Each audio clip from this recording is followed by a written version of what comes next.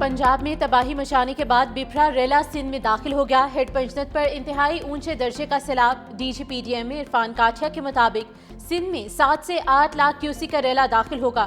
सुबह सिंध की हदूद में सैलाबी रेला 8 सितंबर की दोपहर पहुंचेगा। गुड्डू, सखर और कोटरी बैराजों पर निचले दर्जे के सैलाब की इतला दे दी गई। मुतल्लिका जिला की इंतजामिया को अलर्ट रहने और मुमकिन खतरात से निमटने के लिए हिफाजती इकदाम की हिदायत।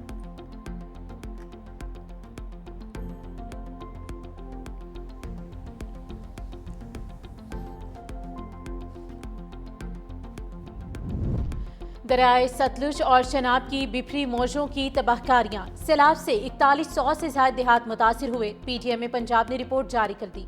सैलाब से मजमूई तौर पर 41,51,000 लोग मुतासिर हुए। 20,63,000 लोगों को महफूज मकामात पर मुंतकिल किया गया। मुतासरा जिला से 15,22,000 लाइफ स्टॉक मुंतकिल किए गए।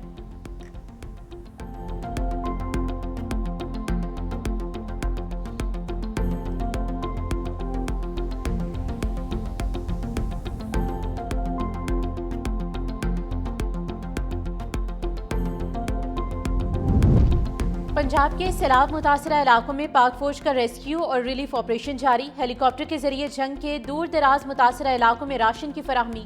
बंदी पटवाना, कलाखोर्द, चक जानपुर, बेला जटियावाला, अनारान और बेला साधन शामिल। हेलीकॉप्टर के जरिए 2.8 टन राशन तकसीम किया गया।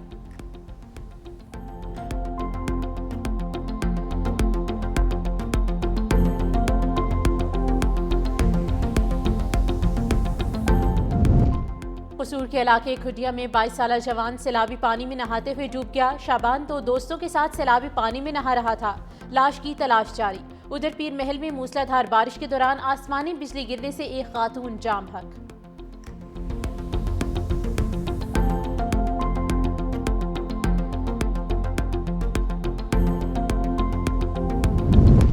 चूनिया में डाकुओं की फायरिंग। इंटरनेशनल कबड्डी खिलाड़ी नासिर पहलवान जाम बहक। पुलिस के मुताबिक मकतूल मैच खेलने के बाद अपने गांव हवेली लखा जा रहा था। रास्ते में डाकुओं ने गाड़ी रोकने के बाद फायरिंग कर दी। मकतूल नासिर पहलवान 3 बच्चों का बाप और खुडिया का रिहायशी था। पुलिस ने वाक़े का मुकदमा दर्ज कर लिया।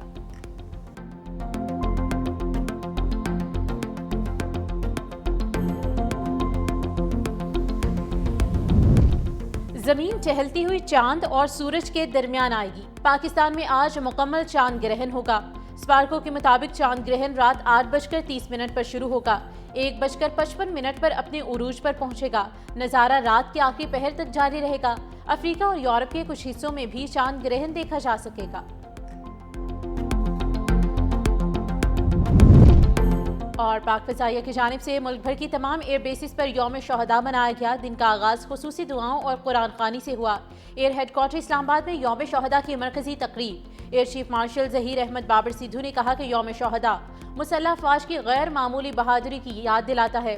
दूसरी जानिब पाक फ़िज़ाइया के शहीद पायलट ऑफिसर राशिद मिन्हाज निशान हैदर की कब्र पर फूल रखने की तकरीब। कराची में air vice marshal Aamir Shahzad की शहीद की कब्र पर हाजिरी, फूल रखे और दुआ की।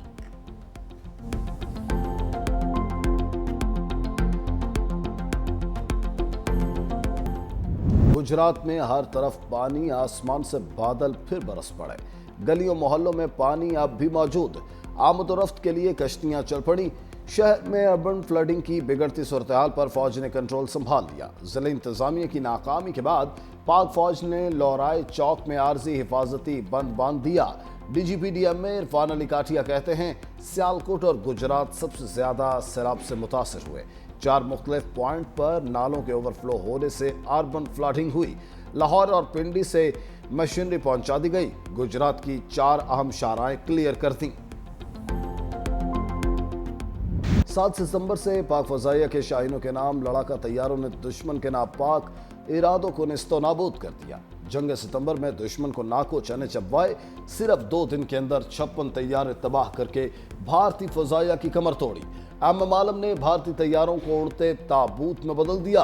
पाक फ़ज़ाइया के एयर कमोडोर ने जंग का पासा ही पलट दिया। डॉग फाइट के दौरान 1 मिनट के अंदर दुश्मन के 5 तैयारों को जमीन पर पटका।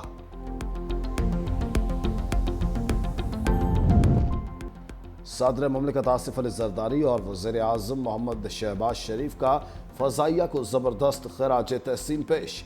सदर जरदारी ने कहा, 1965 की जंग में पाक फजाइया ने शुजात, महारत और पेशा वराना जुर्रत की नई तारीख रकम की। पाक फजाइया ने दुश्मन के अज़ाइम को खाक में मिलाकर पूरी दुनिया को अपनी सलाहियतों से हैरान किया और हर मुहाज पर वतन अजीज का दिफा किया। वज़ीर आज़म शहबाज शरीफ ने कहा कि पाकिस्तान एयरफोर्स ने न सिर्फ 1965 की जंग में दुश्मन को शिकस्त दी, बल्कि हालिया झड़पों में भी शानदार कारकर्दगी का मुजाहिरा किया। सिहोनी फौज की फलस्तीनियों को गजा सिटी से इनखला की धमकी। तर्जमान इसराइली फौज ने कहा, गजा हमास का मजबूत गढ़ है, उस पर कब्जा जंग जीतने के लिए जरूरी है। रिहायशी जनूब की तरफ मुंतकिल हो जाएं। सिहोनी फौज के खान यूनस और जबालिया समेत दीगर इलाकों पर अंदोहनाक हमले। सेफ जोन करार दिए गए अलमवासी पना गजी कैंप पर बमबारी। मजीद 50 फलस्तीनी शहीद, दर्जनों इमदाद के मुतलाशी शहरी भी शामिल।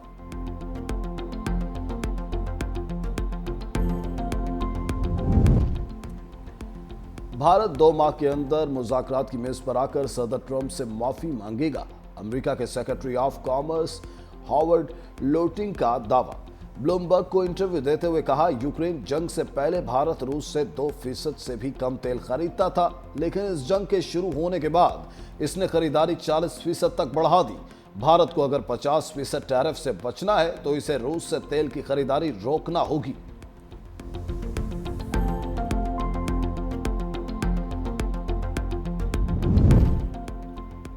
अमेरिका के हाथों अजीमत के बाद भी मोदी को खुशफहमी। सोशल मीडिया पर लिखा, भारत और अमेरिका के दरमियान ताल्लुकात तब भी इंतहाई मुस्बत हैं। सदर ट्रंप की राय और दोस्ताना जज्बात को कदर की निगाह से देखते हैं।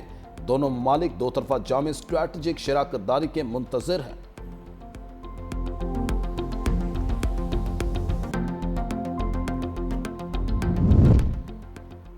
वेनेजुएला से कशीदगी। अमेरिका का 10 जदीद F-35 लड़ाका तैयारे कैरेबियन जजीरे पोर्टो रिको भेजने का ऐलान। अमेरिकी मीडिया के मुताबिक तैयारे ड्रग कार्टल्स के खिलाफ अमेरिकी बहरी ऑपरेशन का हिस्सा होंगे। अमेरिकी सदर डोनाल्ड ट्रंप का कहना है कि वेनेजुएला के सदर मनशियात के कार्टल की क़यादत करते हैं।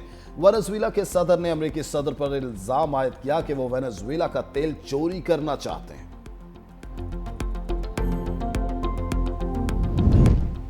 जापान में समुद्री तूफान पेपाह ने तबाही मचा दी। जनूबी मगरबी इलाकों में तेज हवाओं से मकानात की छतें उड़ गईं, गाड़ियां उलट गईं। हादसात में 20 से ज्यादा अफराद जख्मी।